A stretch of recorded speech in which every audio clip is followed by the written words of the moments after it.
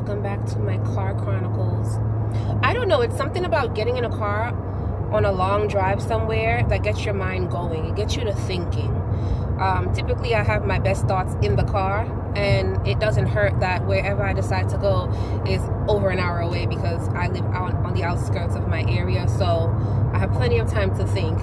And I was thinking about all of the ladies or all of the friendships that break up once they go to Miami and come back from Miami. I don't understand. Me and my best friends, more specifically one of my best friend, we link up and go to Miami, and we come back like stronger. To be quite honest, when we link up and go to Miami, we have a time, we have a kiki. What happens in Miami stays in Miami. We just enjoy our time in Miami. We don't have any type of fallouts. Nothing happens that makes us fall out. So I find it so hard to hear stories of friendships that break up due to a trip. I fear that the friendship probably wasn't that strong to begin with. That leads me into this video. I believe in vacation etiquette. I think I have good vacation etiquette, and I only speculate that because a lot of people that go on vacation, they always tell me, I love going on vacation with you. We have no hiccups. When I think of going on a vacation, outside of a solo vacation, you're the person that I think to call. Like, I love going on vacation with you. And I want to say it's because I have good vacation etiquette.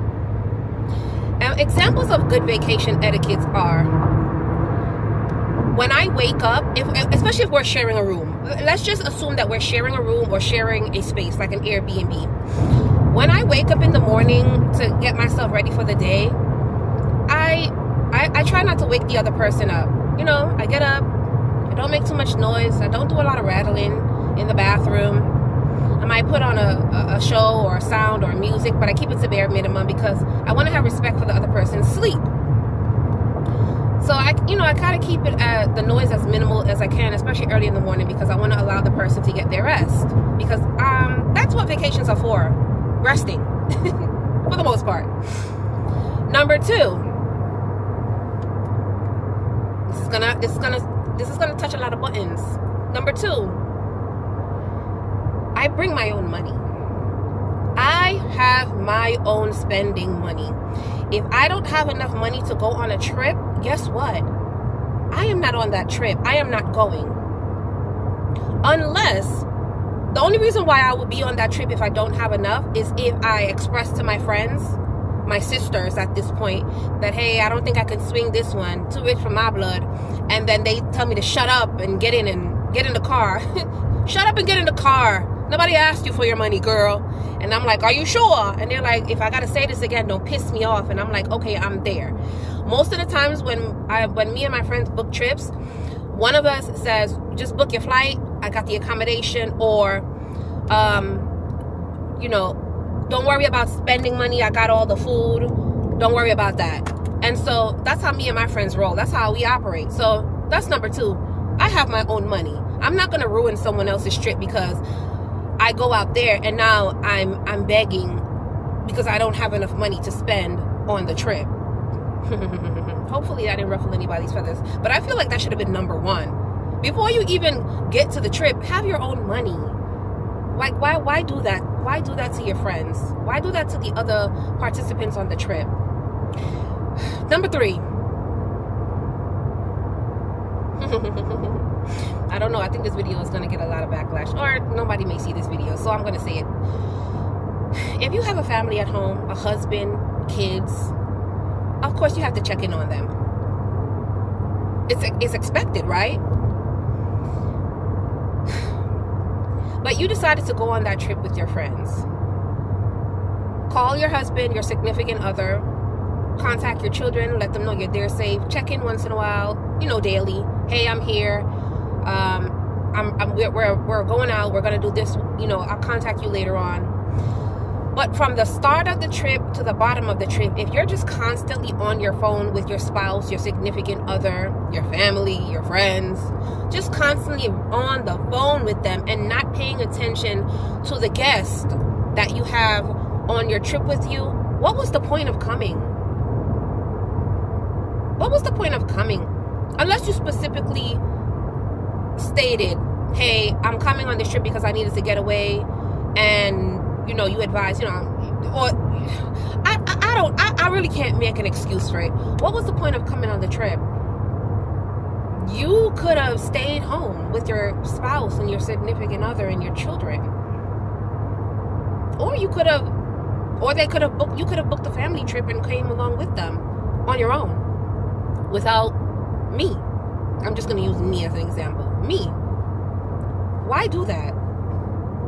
I have a family back at home when I go on trips. I check in, I wake up. Hey, how's everybody doing? Hey, I'm still alive. How's you guys' day going? You're listening to your dad. You're being nice to your brother.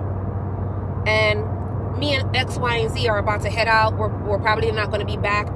Okay, let me give a caveat. Also, when I go on vacation, most of the time, my cell phone doesn't work. Outside of the Wi-Fi, it doesn't work. So when I'm outside of the hostel, the resort, or the Airbnb, I don't have any connections. My cell phone does not work unless I connect to the place when we go to eat. Wi-Fi, my phone is not working. So in the morning while I'm at the accommodation, I check in with my family and I say, hey, I'm here. I survived the night. Me and XYZ, we're about to go out. You're probably not going to hear from me until the end of the day. If I can't connect to Wi-Fi while I'm out, I'll touch bases with you again. And, love you. Bye. And I give my attention to the guest, to the participant that I'm on vacation with. Right? So why do you go on vacation with your friends and you're just on the phone talking to people back home? Why? Why do you do that? If that's your thing, fine, but you can never be on vacation with me. I'm sorry. I feel like that's bad vacation etiquette. What's another thing that I feel is proper vacation etiquette to me?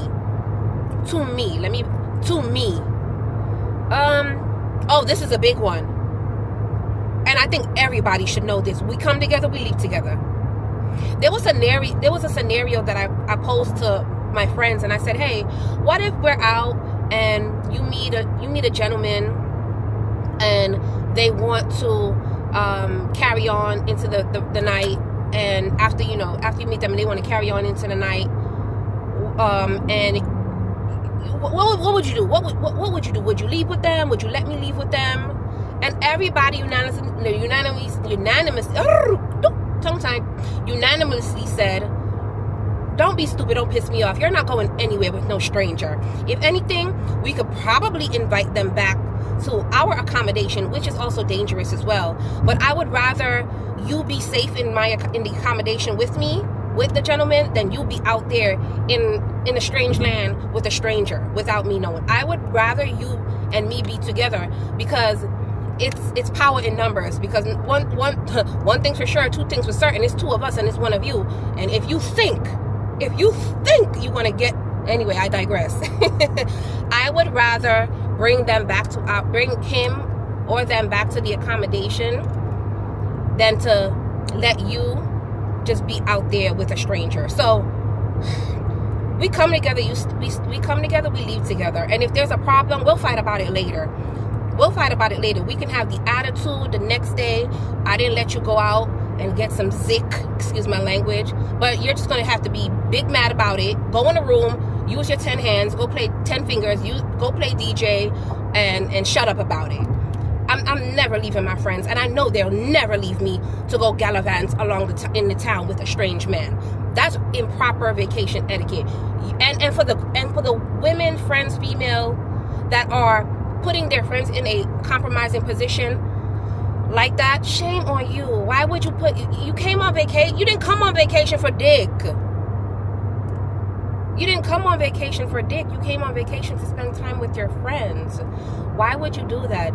Anyway, I don't know. Maybe my thought process is different. Let me know down in the comments if you have any other proper or improper vacation etiquette. I have plenty more, but I fear that this video has gone on for way too long. And I can go on and on and on and on and on about more things that I feel that are improper vacation etiquette or that are proper vacation etiquette. But I say all that to say this. I don't understand why people fall out when they go on vacation with each other, especially Miami, of all places. Miami. you falling out in Miami. Girl, don't piss me off. Anyway, I digress. If you like this video, make sure you subscribe to the comment. Subscribe if you like to see more of me. Drop your thoughts down in the comment. And as always, I do it for the love, not for the life.